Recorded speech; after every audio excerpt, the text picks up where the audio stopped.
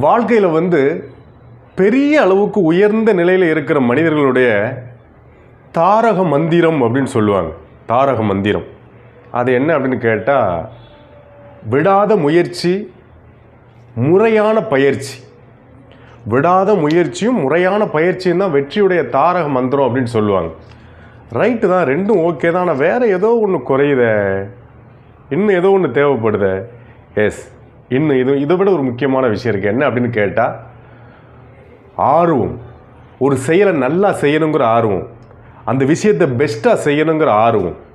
அதாவது விடாத முயற்சி, முறையான பயிற்சி, இதை செய்யணுங்கிற ஆர்வம் யாருக்கிட்ட இருக்கோ அவங்களுடைய வெற்றியை அவங்கள தவிர வேறு யாராலையும் தடுக்க முடியாது.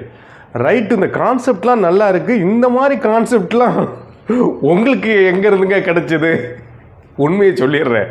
அதாவது மத்தியானம் பசி தாங்க முடியாமல் போய் ஒரு கடையில் போய் 2 பருப்பு வடை கொடுங்கன்னு சொல்லி வாங்கினேன். வடையை வெடுக்குன்னு சாப்பிட்டு முடிஞ்சு இந்த பேப்பரை பார்த்து இதில் போட்டிருந்துச்சு.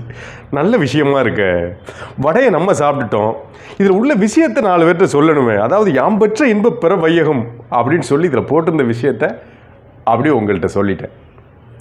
மீண்டும் சந்திப்போம்.